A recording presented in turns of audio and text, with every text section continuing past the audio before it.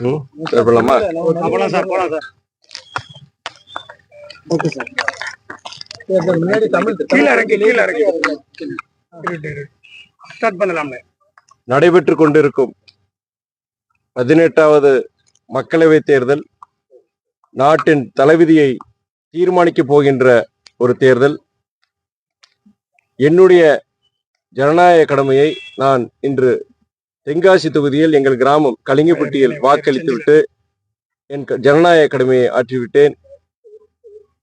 இந்த தேர்தலை பொறுத்தவரை ஜனநாயகமா அல்லது பாசிசமா, மக்கள் நல அரசியலா அல்லது மதவாத அரசியலா என்பதை தீர்மானிக்கும் தேர்தல்.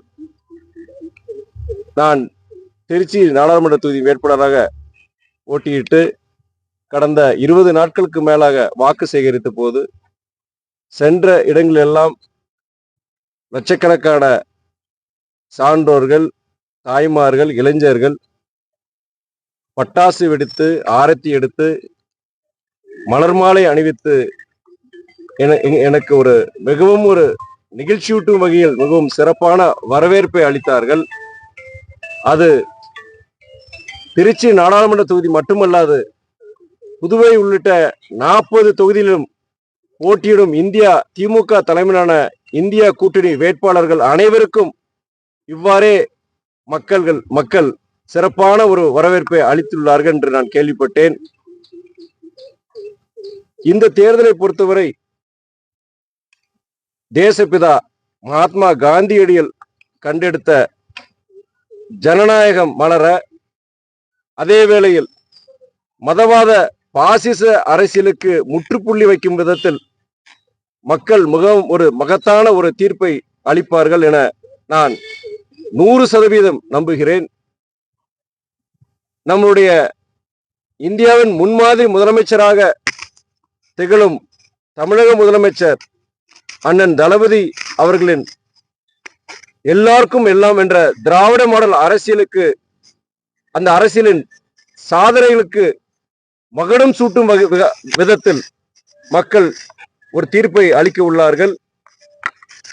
ஜூன் 4ஆம் தேதி முத்தமிழ் அறிஞர் டாக்டர் கலைஞர் அவர்களின் பிறந்த நாள் அன்று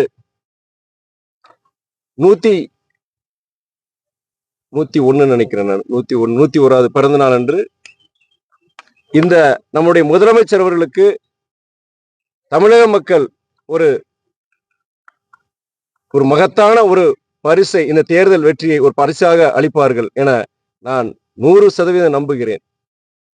ஆனா இந்த கேரளாவில பாத்தீங்கன்னா மாதிரி வாக்குப்பதிவு நடைபெற்ற இடங்கள்ல பாத்தீங்கன்னா அந்த ஒரு ஓட்டு அமுக்குன்னா பாஜக 2 ஓட்டு அந்த மாதிரி ஓட்டு பதிவாயிருக்கு. எப்படி நான் ஏற்கனவே கடந்த சில மாதங்களாக இந்த மின்னணு வாக்குப்பதிவு இயந்திரம், அதாவது இவிஎம் எலக்ட்ரானிக் ஓட்டிங் மிஷின் பொறுத்த வரைக்கும் அது பல்வேறு சந்தேகங்களை அது கிளப்பியுள்ளது.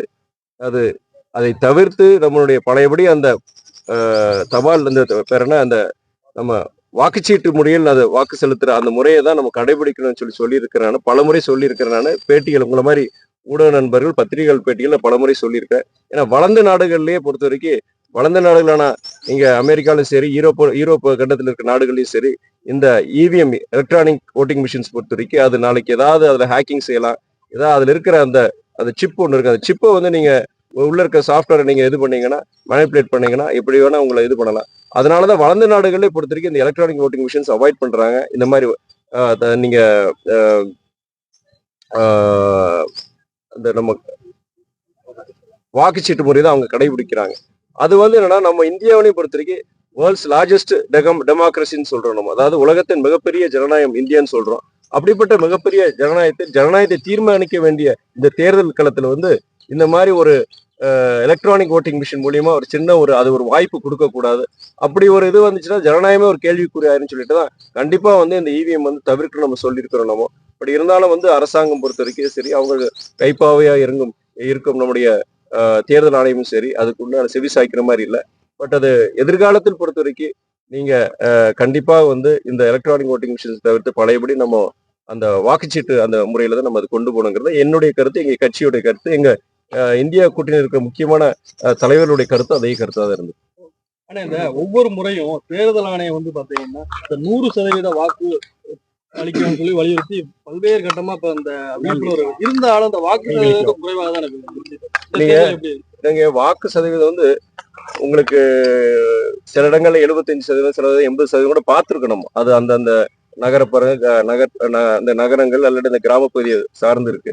பட் பொதுவா வந்து எல்லா இடங்களையும் பொறுத்த வரைக்கும் நீங்க தேர்தல் ஆணையமா இருக்கட்டும், எங்களை போன்ற அரசியல் இயக்கங்களும் சரி, நீங்க ஜனநாயக கடமையை நீங்க கண்டிப்பா ஆற்றணும். அப்படின்னா அதே வேளையில வந்து நீங்க ஆஹ் இருக்கிற வேட்பாளர்களை யார் நல்ல வேட்பாளர்னு பார்த்து நீங்க கண்டிப்பா அந்த ஜனநாயக கடமையை ஆட்டினாதான் நீங்க அது குறிப்பா படித்தவர் மத்தியில அந்த அன்னைக்கு ஓட்டு அன்னைக்கு இன்னைக்கு எலெக்ஷன் டே அன்னைக்கு கண்டிப்பா வந்து ஓட்டு போடணுங்கிறது நானே பல இதுல வந்து நான் சொல்லியிருக்கிறேன். நான் அது ஜனங்களுக்கு தான் அதுக்கு அது ஒரு ஜனநாயக நாட்டுல இது வந்து கண்டிப்பா நம்ம செய்ய வேண்டிய ஒரு முதல் கடமைங்கிறது ஜனங்களுக்கு தெரியும். அது தேர்தல் ஆணையம் செய்து அதை நம்ம வரவேற்கிறோம். நீங்களை போன்ற அரசியல் இயக்கங்களும் நாங்க இதை எல்லா இடங்களையும் சொல்லிட்டு தான் வரோம். குறைஞ்சபட்சம் இன்னைக்கு வந்து நீங்க உங்களோட முதல் இதா நீங்க வந்து உங்க வாக்குகளை வந்து நீங்க செலுத்தணும்.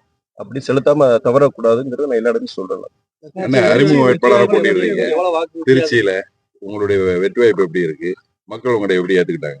நான் அதான் சொன்னேன். நான் கிட்டத்தட்ட இந்த கடந்த 20 நாட்களுக்கு மேலாக நான் ஒரு தேர்தல் பரப்பில் ஈடுபட போது நீங்க சென்ற இடங்கள் எல்லாம் அது நகரமா இருந்தாலும் சரி இல்ல கிராமமா இருந்தாலும் சரி லட்சக்கணக்கான சான்றோர்கள், தாய்மார்கள், இளைஞர்கள்லாம் வந்து நீங்க பட்டாசு போட்டு ஆரத்தி எடுத்து மலர் மாலை போட்டு வரவேற்றாங்க. அது ஒரு முகமலர்ச்சியோடு ஒரு சந்தோஷமா எங்களுடைய வேட்பாளரை நீங்க இந்த திருச்சியில நீங்க போட்டியிடுறது எங்களுக்கு ரொம்ப மகிழ்ச்சியா இருக்குன்னு சொல்லிட்டு எல்லா இடங்கள்லயும் அந்த வரவேற்பு இருந்தது. அது வந்து நம்முடைய முதலமைச்சர் தளபதி அவருடைய சாதனைக்கு நம்ம தமிழக அரசு கடந்த 3 ஆண்டுகளாக இந்த திராவிட மாடல் அரசின் சாதனைக்கு ஒரு மகுடம் சுட்டும் விதமாக நான் பாக்குறேன்.